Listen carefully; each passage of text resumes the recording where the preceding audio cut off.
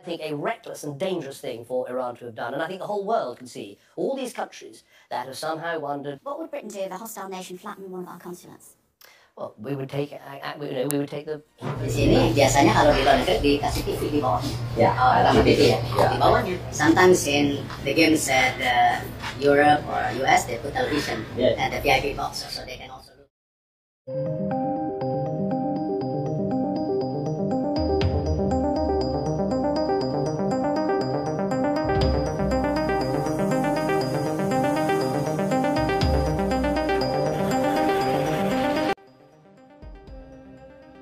120 negara berebut hak siar FIFA ASEAN Cup edisi perdana di Indonesia.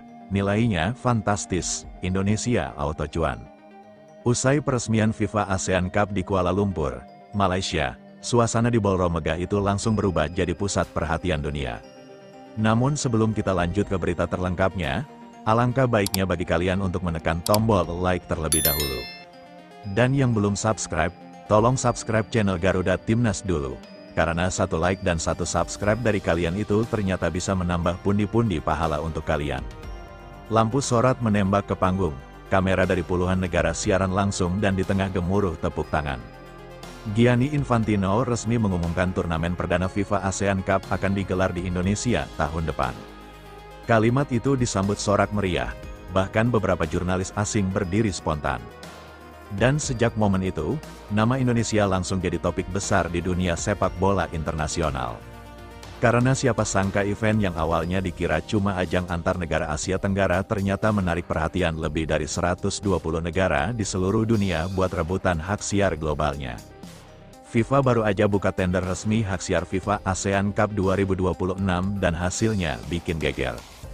120 negara langsung daftar mulai dari negara-negara Asia Timur, Eropa Barat, Amerika Latin sampai Afrika semua pengen dapat jatah siaran.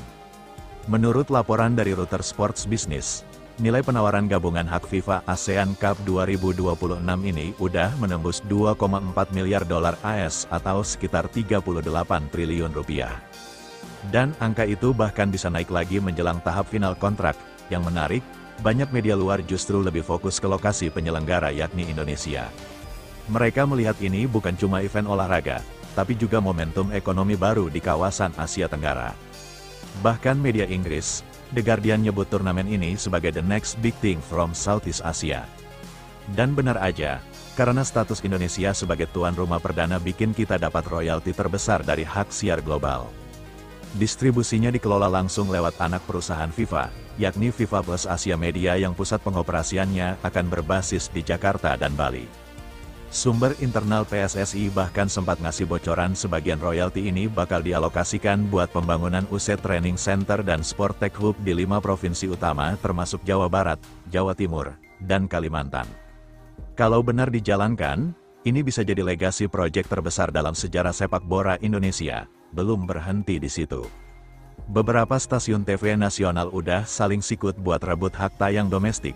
Nama-nama kayak RCTI, MTA Group, dan Transmedia udah siap lempar tawaran yang nilainya katanya bisa ngalahin rekor siaran Piala Dunia 2022. Mereka nggak mau ketinggalan dari pasar streaming global yang juga lagi panas-panasnya.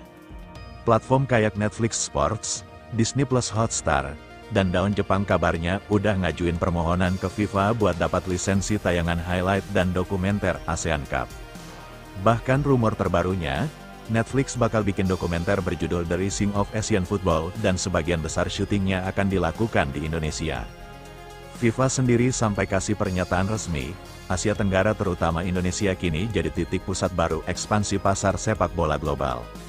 Dan lucunya banyak media luar malah bilang Indonesia itu sekarang seperti Brasilnya Asia. Karena fanatisme penonton, daya beli jersey, dan lonjakan trafik digital yang luar biasa setiap kali timnas main. Cuannya jangan ditanya, pemerintah Indonesia disebut bakal dapat potensi pemasukan hingga 1,5 triliun rupiah hanya dari sektor pajak penyiaran dan royalti digital. Itu belum termasuk promosi pariwisata dan kerjasama branding global yang otomatis kebuka lebar-lebar.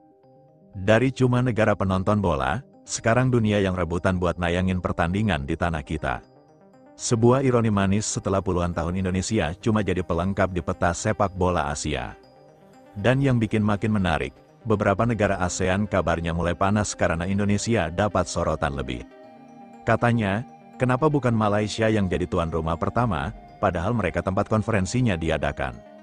Tapi FIFA tegas, Indonesia punya daya tarik ekonomi dan fanbase paling kuat, udah jelas kenapa pilihan jatuh ke kita. Sekarang semua mata lagi tertuju ke Indonesia, dunia nunggu.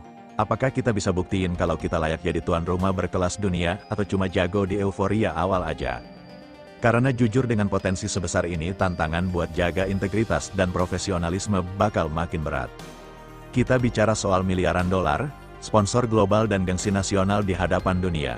Dan pertanyaannya sekarang, kalau FIFA ASEAN Cup ini sukses besar, apa Indonesia bakal jadi poros baru sepak bola Asia atau cuma dimanfaatin buat proyek sementara FIFA? Menurut kalian gimana ini?